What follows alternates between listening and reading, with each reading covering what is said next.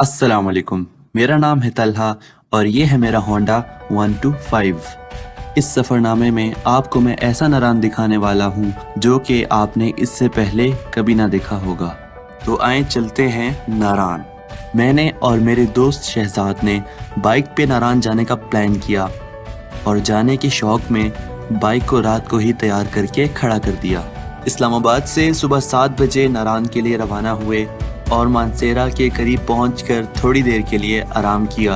आराम करने के बाद सफ़र दोबारा शुरू किया और मानसेरा, बालाकोट और कागान से होते हुए हम पहुंचे नारान।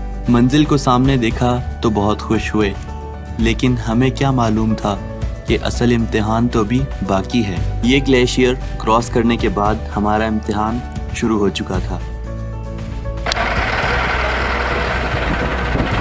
हमारे और नारान के दरमियान ये ग्लेशियर हाइल था, जो देखने में तो काफ़ी छोटा लग रहा है लेकिन हकीकत में काफ़ी बड़ा था। इतने बड़े ग्लेशियर को देखने के बाद काफ़ी लोग मायूस होकर वापस जा चुके थे, लेकिन फिर वही बात, इरादे मजबूत हों तो मंजिल आसान हो ही जाती है। कुछ देर इंतज़ार करने के बाद हमने अपना बाइक पकड़ा और बड़ी मुश्किल से बाइक के साथ ग्लेशियर को क्रॉस किया। हमारे बाद काफ़ी नौजवानों ने ये करने की कोशिश की, लेकिन वो नाकाम रहे। खैर, कुछ कर करा के हम पहुँचे नारान, लेकिन नारान पहुँचने के बाद हमें काफ़ी परेशानी का सामना करना पड़ा, क्योंकि वहाँ ना बंदा था ना बंदे की ज़ात। मुलाहिजा कीजिए।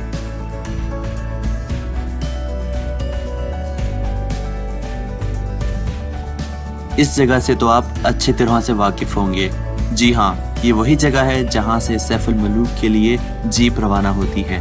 अब आपको दिखाता हूँ नारान का बाजार।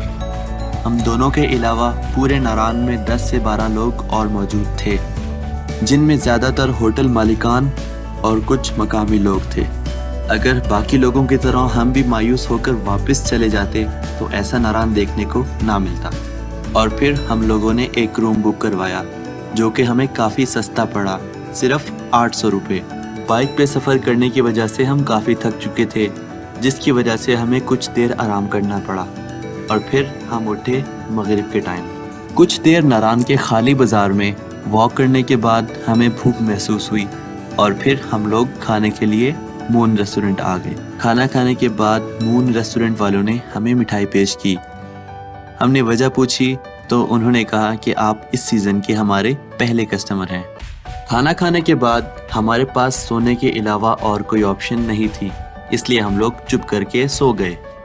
सुबह उठने के बाद हमने सबसे पहले खिड़की से निकलकर बाहर झांका कि रास्ता खुला या नहीं खुला, लेकिन रास्ता अभी तक बंद था। हल्का फुल्का नाश्ता करने के बाद हमने फैसला किया कि अब आ ही चुके हैं तो सैफुल मलूक लाजमी जाएंगे, और फिर हम लोग पैदल सैफुल मलूक के लिए निकल पड़े। कुछ देर चलने के बाद हमें ये 2 भाई नज़र आए। सलाम दुआ के बाद हमें पता लगा कि ये भाई भी इस्लामाबाद से आए हैं और मलका पर्बत तक जाने का इरादा रखते हैं। 10 से 15 मिनट साथ चलने के बाद हमें कुछ हमदर्दी महसूस हुई और हमने इनसे इनका आधा सामान ले लिया, जो कि हमारी उस दिन की सबसे बड़ी गलती थी।